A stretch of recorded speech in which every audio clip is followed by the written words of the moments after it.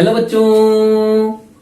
तो आज हम लेकर आए हैं ठोस अवस्था का वीडियो नंबर 2, जिसमें हम पढ़ेंगे क्रिस्टलीय ठोसों के प्रकार। तो स्वागत, अभिनंदन, आभार। मेरा नाम है मोहित कुमार और आप देख रहे हैं केमिस्ट्री इन खाटी मेथड। तो चलिए शुरू करते हैं। तो आज हम लोग हेडिंग लगाएंगे क्रिस्टलीय ठोसों के प्रकार। क्रिस्टलीय ठोसों के प्रकार। तो क्रिस्टलीय ठोस 4 प्रकार के होते हैं। बच्चों, क्रिस्टलीय ठोस कितने प्रकार के होते हैं? 4 प्रकार के। इसमें सबसे पहला ठोस है हमारा आयनिक ठोस, जिसे इंग्लिश में आयनिक सॉलिड कहा जाता है, आयनिक सॉलिड। दूसरा हमारा है सहसंयोजक ठोस,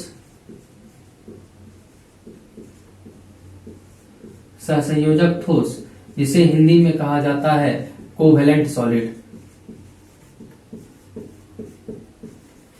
तीसरा है हमारा आणविक ठोस,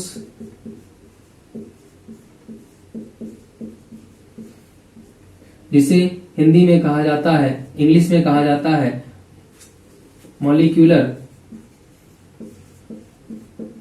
सॉलिड। और चौथा है हमारा धात्विक ठोस, जिसे इंग्लिश में मेटालिक सॉलिड। तो आज का हमारा जो वीडियो होगा वो होगा आयनिक सॉलिड पर और दूसरा होगा कोवेलेंट सॉलिड पर, यानी आयनिक ठोस पर और सहसंयोजक ठोस पर। तो चलिए शुरू करते हैं। तो सबसे पहले आयनिक ठोस को पढ़ने से पहले हमें यह जानना होगा कि आयनिक बंधन क्या होता है। आयनिक बंधन से बने यौगिक ही क्या कहलाते हैं? आयनिक ठोस कहलाते हैं। तो सबसे पहले हम बंधन जान लेते हैं कि आयनिक बंधन क्या होता है। तो आयनिक बंधन किसे कहते हैं? कि इलेक्ट्रॉनों के संपूर्ण स्थानांतरण से जिस बंधन का निर्माण होता है उसे क्या कहा जाता है? आयनिक बंधन कहा जाता है। मैं यहां लिख देता हूं कि आयनिक बंधन, आयनिक बंधन, जिसको आयनिक बॉन्ड कहा जाता है। ये बातें आप लोग क्लास 11th में पहले ही पढ़ चुके हैं, फिर भी मैं बता दूं कि आयनिक बंधन किसको कहते हैं? कि इलेक्ट्रॉनों के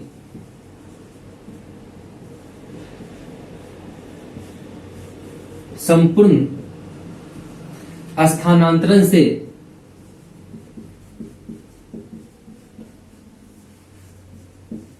जिस बंधन का निर्माण होता है, जिस बंधन का निर्माण होता है,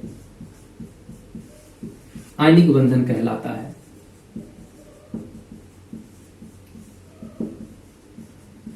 आयनिक बंधन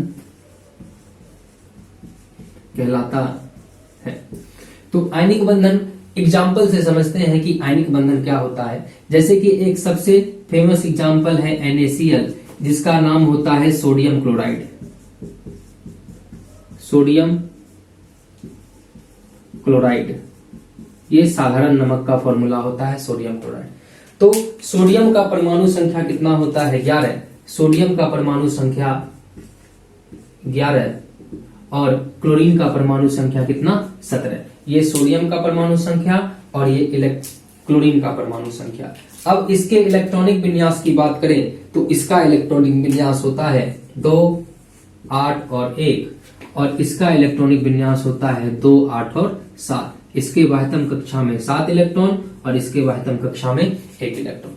अब दोनों अपने वाह्यतम कक्षा में 8-8 इलेक्ट्रॉन रखना चाहते हैं, तो इसके वाह्यतम कक्षा में 8 इलेक्ट्रॉन होने के लिए सोडियम अपना 1 इलेक्ट्रॉन क्लोरीन को दे देगा, और क्लोरीन के वाह्यतम कक्षा में 7 इलेक्ट्रॉन है, ये सोडियम का 1 इलेक्ट्रॉन लेकर अपने वाह्यतम कक्षा में कितना इलेक्ट्रॉन? 8 इलेक्ट्रॉन कर देगा। तो अगर मैं यहां से 1 इलेक्ट्रॉन का स्थानांतरण कर दूं, तो यहां से अगर ये 1 इलेक्ट्रॉन का स्थानांतरण हो जाए, संपूर्ण स्थानांतरण, तो इसके वाह्यतम कक्षा में कितना इलेक्ट्रॉन? 8 इलेक्ट्रॉन, और इसके वाह्यतम कक्षा में भी कितना इलेक्ट्रॉन? 8 इलेक्ट्रॉन। तो दोनों के वाह्यतम कक्षा में 8-8 इलेक्ट्रॉन कंप्लीट हो गया। तो इसीलिए ये कौन से कंपाउंड का निर्माण कर लेगा? NaCl कंपाउंड का। दूसरी बात, जो इलेक्ट्रॉन देता है उस पर कौन सा? धनायन, और जो इलेक्ट्रॉन लेता है उस पर कौन सा चार्ज? ऋण आयन। जितना इलेक्ट्रॉन देगा उतना धन आयन, और ये जितना इलेक्ट्रॉन एक्सेप्ट करेगा उतना ऋण आयन। जैसे एक दूसरा एग्जांपल देते हैं हम लोग MgCl2 या MgO का। पहले MgO ले लेते हैं। तो मैग्नीशियम का परमाणु संख्या कितना 12 और ऑक्सीजन का परमाणु संख्या कितना 8। तो अगर इसके इलेक्ट्रॉनिक विन्यास की बात करें तो इसका इलेक्ट्रॉनिक विन्यास कितना होगा बच्चों 2 8 और 2, और इसका इलेक्ट्रॉनिक विन्यास 2 और 6। अब इसके विभाजन कक्षा में 8 इलेक्ट्रॉन और इसके विभाजन कक्षा में 8 इलेक्ट्रॉन को कंप्लीट करने के लिए क्या रास्ता है, ये अपना दोनों इलेक्ट्रॉन किसको दे देगा ऑक्सीजन को।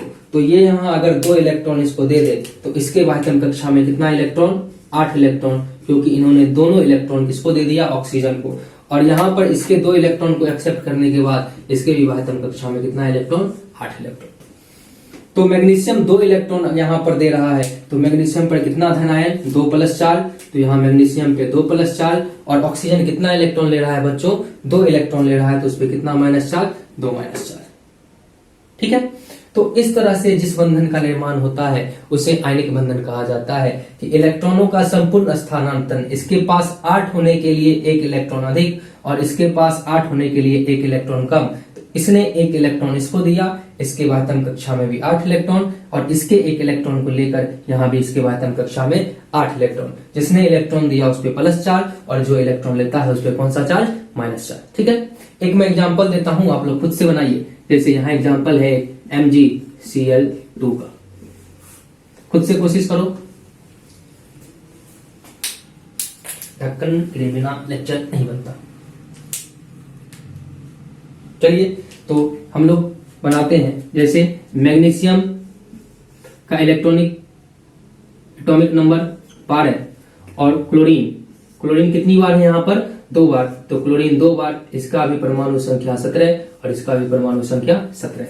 ठीक है, अब इसका अगर इलेक्ट्रॉनिक विन्यास लिखे तो इसके इलेक्ट्रॉनिक विन्यास को हम लिखेंगे 2 8 और 2, इसके इलेक्ट्रॉनिक विन्यास को 2 8 और 7, और इसके इलेक्ट्रॉनिक विन्यास को 2 8 और 7। अब दोनों के वायतम कक्षा में 8 इलेक्ट्रॉन करना है, तो ये अपना दोनों इलेक्ट्रॉन एक इस क्लोरीन को और एक इस क्लोरीन को देगा। तो ये अपना एक इलेक्ट्रॉन एक इस क्लोरीन को और एक इस क्लोरीन को देगा। तो इसके 2 इलेक्ट्रॉन डोनेट हो गए, एक इस क्लोरीन को और एक इस क्लोरीन को।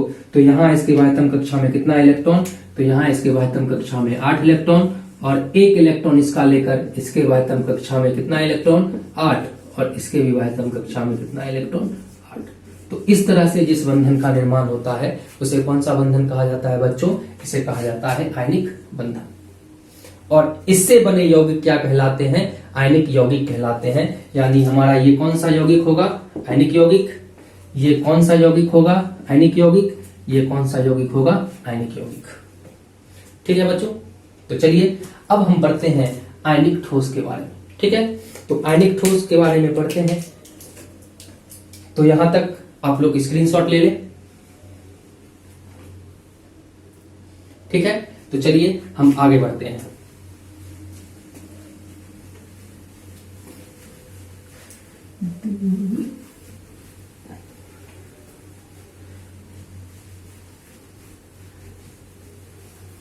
रास्ते कठिन है, दिल निश्चय कर आगाज तो करो, मिलेगी एक दिन जरूर कामयाबी, बस शुरुआत तो करो। तो आज आगे बढ़ते हैं, हमारा जो टॉपिक है आयनिक ठोस के बारे में। तो आयनिक ठोस के बारे में तो यहां हम लिखते हैं आयनिक ठोस। तो इसमें सबसे पहले #1 लगाते हैं कि इसके अवयवी कण क्या होते हैं, धनायन तथा ऋणायन। तो इसके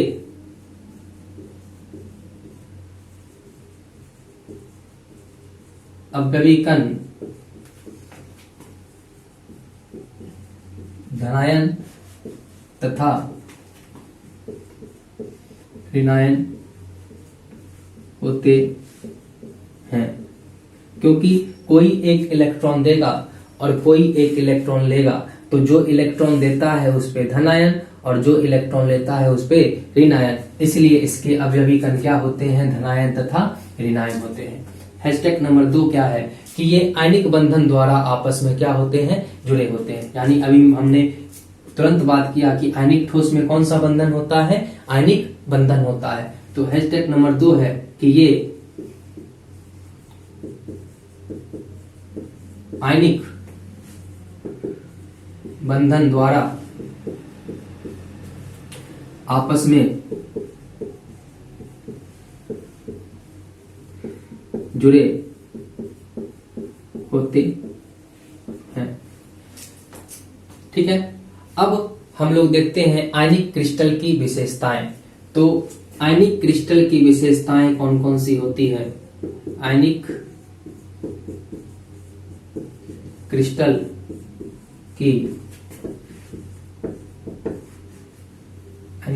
की विशेषताएं। तो आयनिक क्रिस्टल की कौन कौन सी विशेषताएं होती है, इसको देख लेते हैं। सबसे पहली विशेषता ये है कि इसमें आयनिक बंधन होता है, इसमें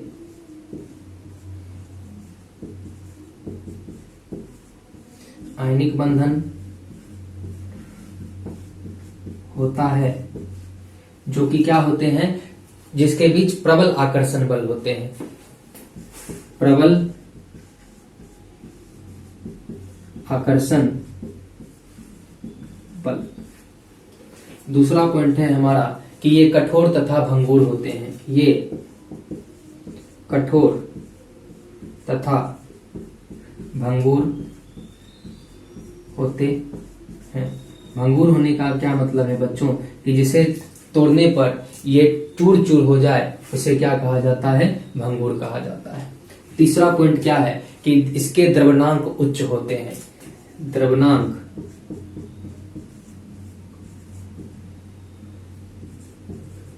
उच्च होते हैं।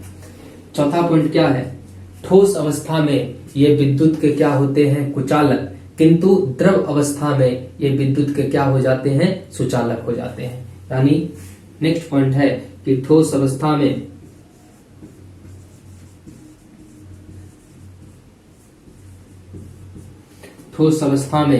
विद्युत के कुचालक, परंतु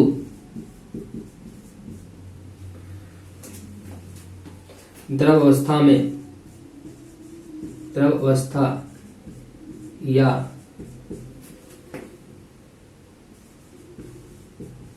जल में घुलने पर यह विद्युत के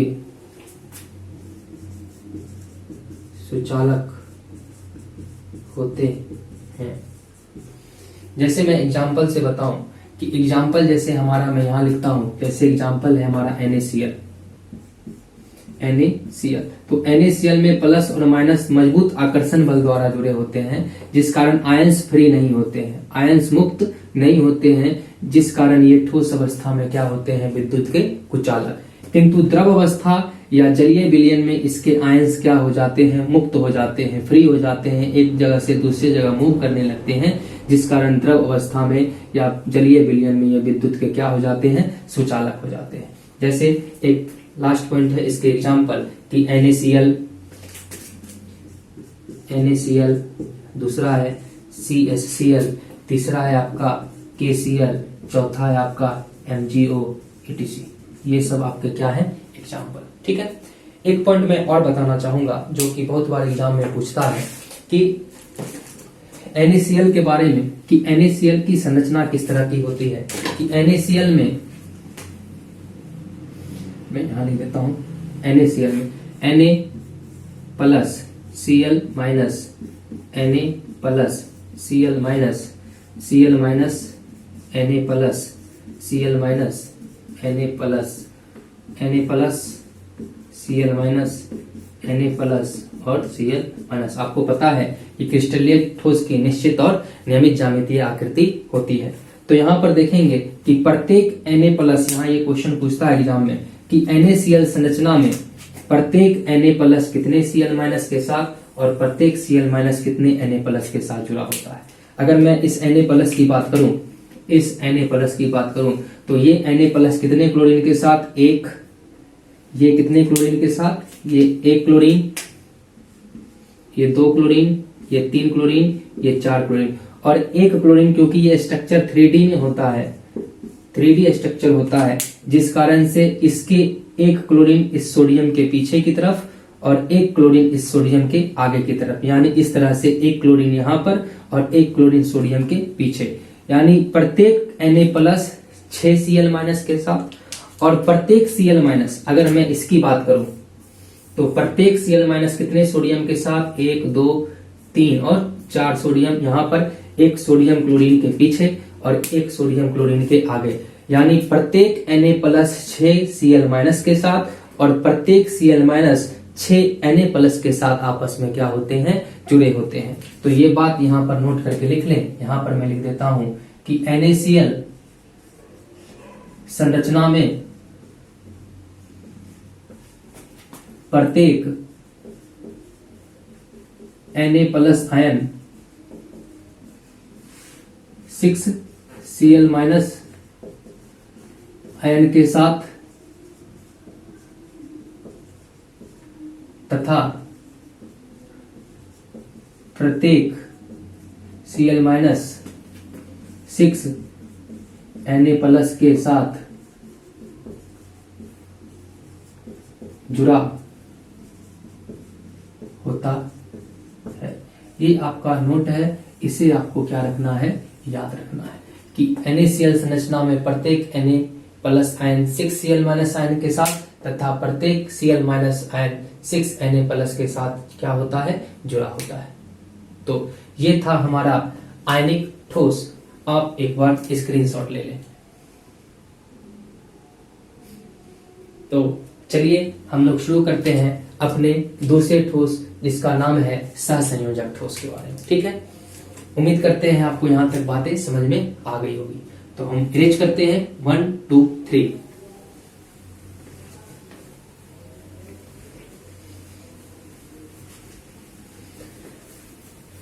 पंछी सुर में गाते हैं, भौर गुनगुनाते हैं, गुनगुन बजाती है हवा, कैसे गुस्ताती है नदी, कैसे दिलरुबा।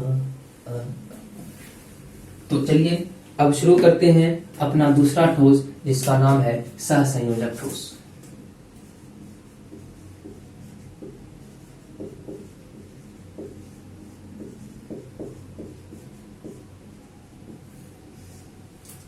तो सहसंयोजक ठोस क्या होता है कि सहसंयोजक ठोस को पढ़ने से पहले हमें पढ़ना होगा सहसंयोजक बंधन, क्योंकि सहसंयोजक ठोस सहसंयोजक बंधन से मिलकर बनता है। तो सहसंयोजक सबसे पहले हम देख लेते हैं सहसंयोजक बंधन। सहसंयोजक बंधन, इसमें लिखेंगे कि इलेक्ट्रॉनों के साझेदारी से जिस बंधन का निर्माण होता है उसे सहसंयोजक बंधन कहा जाता है। कि इलेक्ट्रॉनों के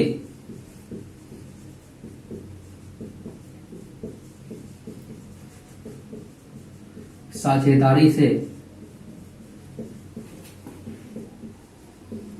जिस बंधन का निर्माण होता है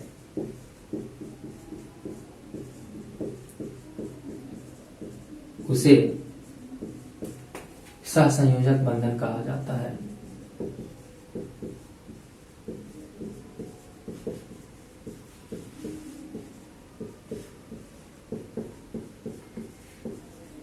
सहसंयोजक बंधन कहा जाता है। जैसे हम एग्जाम्पल से समझते हैं कि कोई भी एग्जाम्पल लेते हैं सहसंयोजक बंधन का, जैसे हमने एग्जाम्पल लिया O2, ऑक्सीजन है। पहले हम लोग बंधन के बारे में समझ लेते हैं कि सहसंयोजक बंधन आखिर होता क्या है। तो एक एग्जाम्पल लेते हैं हम O2। तो ऑक्सीजन कितनी बार है यहाँ पर, 2 बार, और ऑक्सीजन का परमाणु संख्या कितना, 8, और इसका भी परमाणु संख्या 8। अब दोनों के बाद दोनों का इलेक्ट्रॉनिक विन्यास लिखें तो दोनों का इलेक्ट्रॉनिक विन्यास कितना 2 और 6, और इसका भी इलेक्ट्रॉनिक विन्यास 2 और 6। अब दोनों के बाह्यतम कक्षा में कितना इलेक्ट्रॉन 6 इलेक्ट्रॉन। तो यहां पर क्या होगा ना, ये आयनिक बंधन का निर्माण कर सकेगा क्योंकि इसके विभाजन कक्षा में 6 और इसके विभाजन कक्षा में 6। ये अगर 2 इलेक्ट्रॉन दे दे तो इसके विभाजन कक्षा में भी 4, 8 नहीं पूरा, और ये अगर इसको 2 इलेक्ट्रॉन दे दे तो इसके विभाजन कक्षा में भी 4 और इसका 8, इसके विभाजन कक्षा में भी 8 नहीं पूरा। तो यहाँ पर एक टर्म आता है साझेदारी का, कि दोनों यौगिक आपस में क्या कर लेंगे, साझेदारी। किस तरह से कि ऑक्सीजन के वायतम कक्षा में 6 इलेक्ट्रॉन, तो इसके वायतम कक्षा में 1 2 3 4 5 और 6 इलेक्ट्रॉन, और ये ऑक्सीजन इसके वायतम कक्षा में भी कितना इलेक्ट्रॉन 2 2 4 2 6 इलेक्ट्रॉन। अब दोनों आपस में क्या करेंगे, साझेदारी। 8 होने के लिए इससे कितने इलेक्ट्रॉन की जरूरत है, 2 इलेक्ट्रॉन, तो यहाँ इस 2 इलेक्ट्रॉनों का साझेदारी कर लेगा, और इसे भी 8 होने के लिए कितने इलेक्ट्रॉन की, 2 इलेक्ट्रॉनों की, तो यहाँ भी ये भी क्या कर लेगा, साझेदारी कर लेगा। ठीक है, तो यहाँ पर कौन सा बॉन्ड बनेगा, डबल बॉन्ड। कौन सा बॉन्ड, डबल बॉन्ड। जैसे दूसरा एग्जांपल लेते हैं, जैसे हमारा लिखा हुआ है N2। दूसरा एग्जांपल लेते हैं N2। तो नाइट्रोजन कितनी बार, 2 बार। नाइट्रोजन कितनी बार, 2 बार। तो नाइट्रोजन का एटॉमिक नंबर 7, इसका भी इलेक्ट्रॉनिक नंबर 7। इसका अगर इलेक्ट्रॉनिक विन्यास की बात करें तो इसका इलेक्ट्रॉनिक विन्यास कितना होगा, 2 और 5, और इसका इलेक्ट्रॉनिक विन्यास 2 और 5। ठीक है बच्चों। अब यहाँ इसके दोनों के वायतम कक्षा में कितना इलेक्ट्रॉन, 5 5 इलेक्ट्रॉन। तो यहाँ मैं नाइट्रोजन बनाता हूं, नाइट्रोजन। नाइट्रोजन के वायतम कक्षा में कितना इलेक्ट्रॉन, 5, 1 2 3 4 और 5, और यहाँ भी नाइट्रोजन, इसके वायतम कक्षा में कितना इलेक्ट्रॉन, 5 इलेक्ट्रॉन। अब ये 8 होने के साथ कितने के साथ साझेदारी करेगा, यहाँ पर 8 होने के लिए 3 के साथ साझेदारी, तो यहाँ पर ये 3 के साथ साझेदारी कर लेगा। इस तरह से ये 3 के साथ साझेदारी, और ये भी कितने के साथ साझेदारी, 3 के साथ साझेदारी। तो यहाँ इसके बीच कौन सा बॉन्ड, ट्रिपल बॉन्ड। ठीक है बच्चों। तो ऐसे बंधन से, ऐसे बंधन को कौन सा बंधन कहा जाता है, सहसंयोजक बंधन। कि इलेक्ट्रॉनों के साझेदारी से जिस बंधन का निर्माण होता है उसे कौन सा बंधन कहते हैं, सहसंयोजक बंधन। अब हम लोग बढ़ते हैं सहसंयोजक ठोस के बारे में। ठीक है,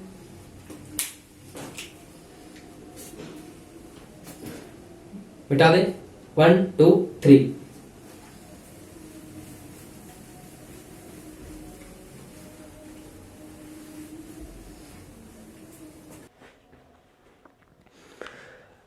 तो सबसे पहला पॉइंट लिखेंगे,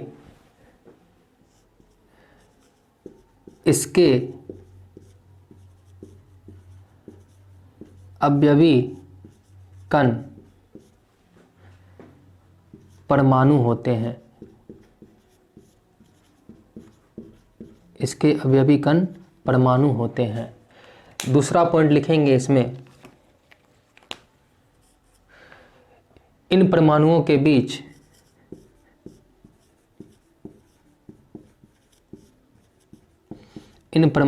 बीच सहसंयोजक बंधन होता है। सहसंयोजक बंधन होता है। अब लिखेंगे सहसंयोजक ठोस की विशेषताएं। तो सहसंयोजक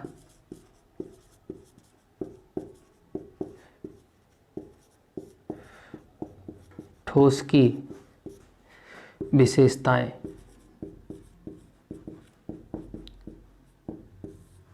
तो सबसे पहला विशेषता ये है कि सहसंयोजक ठोस की त्रिविम संरचनाएं होती है। सहसंयोजक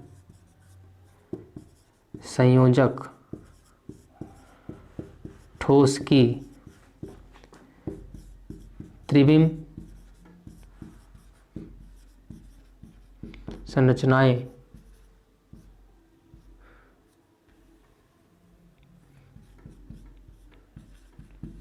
होती है। दूसरा पॉइंट क्या है, ये कठोर तथा भंगुर होते हैं। ये कठोर तथा भंगुर होते हैं।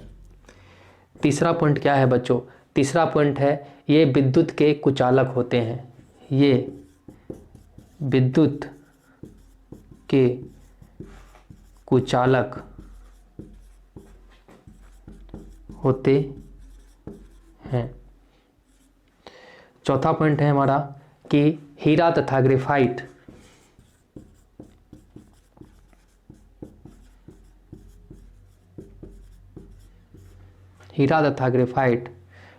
इसके क्या हो गए एग्जाम्पल।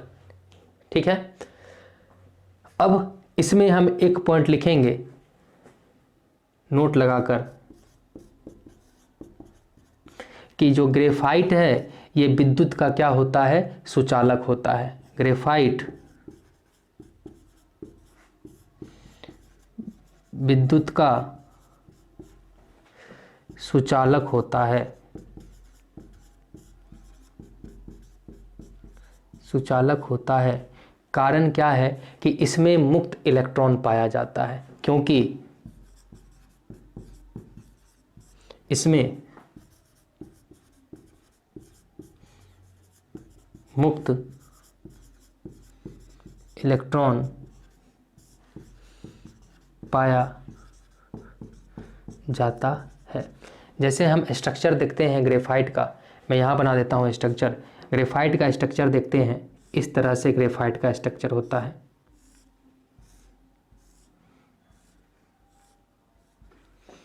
ठीक है,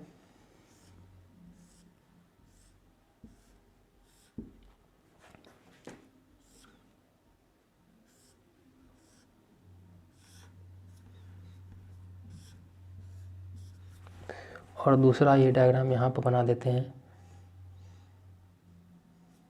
मैं इसको यहाँ लिख देता हूँ थोड़ा सा।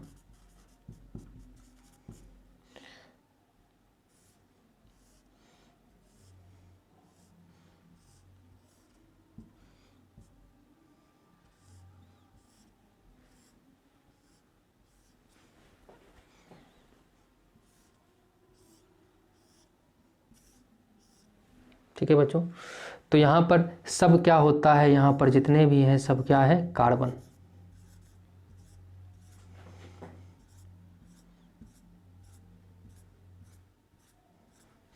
यहाँ भी सब क्या है बच्चों कार्बन है।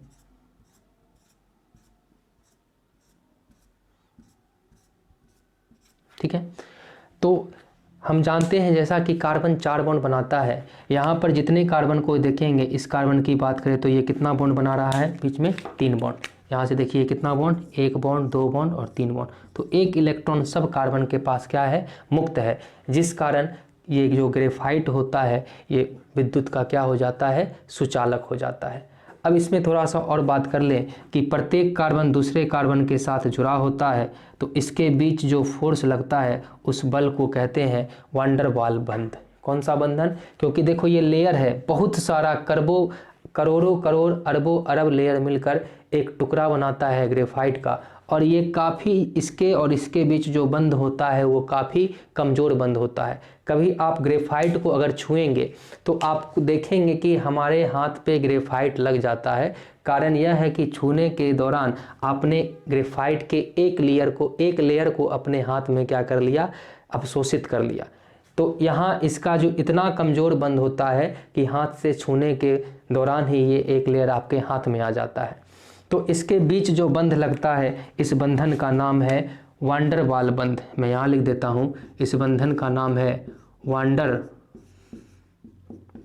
वाल बंधन, जो कि क्या होता है बहुत कमज़ोर होता है। ठीक है बच्चों, बहुत कमज़ोर बंधन होता है। दूसरी बात, इसके बीच का जो डिस्टेंस होता है, एक लेयर और दूसरे लेयर के बीच का जो डिस्टेंस होता है, इसको लिखते हैं 340 पिकोमीटर। और इस कार्बन से इस कार्बन का जो डिस्टेंस होता है 141.5 पिकोमीटर। ठीक है, और दूसरी बात कि सबसे इम्पोर्टेंट है कि इसमें पूछता है प्रसंकरण। अभी हम डिटेल में बात नहीं करेंगे प्रसंकरण की, लेकिन फिलहाल आप ये याद कर लीजिए कि इसका जो प्रसंकरण होता है, प्रसंकरण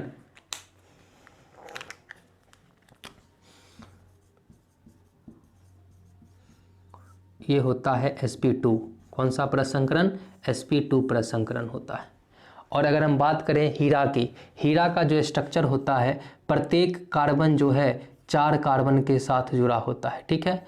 और फिर ये कार्बन कितने कार्बन के साथ? 4 कार्बन के साथ, इस तरह से, ठीक है। फिर ये कार्बन कितने के साथ? 1 2 3 और 4 कार्बन के साथ। फिर ये कितने के साथ? 1 2 3 और 4 कार्बन के साथ। तो प्रत्येक कार्बन 4 कार्बन के साथ जुड़ा होता है और इसकी आकृति होती है चतुष्फलकीय। इसको इंग्लिश में कहते हैं टेट्राहेड्रल। और इसका जो प्रसंकरण होता है, इसका प्रसंकरण होता है sp3। ये दोनों बातें आपको याद रखनी है। एग्जाम में पूछता है कि हीरा का प्रसंकरण क्या होता है, तो sp3, और ग्रेफाइट का प्रसंकरण क्या होता है, sp2। ये बातें अभी आप याद कर लें। हम एक लेक्चर अलग से बना देंगे प्रसंकरण के बारे में। तो ये था हमारा सहसंयोजक ठोस। आप स्क्रीनशॉट ले लें।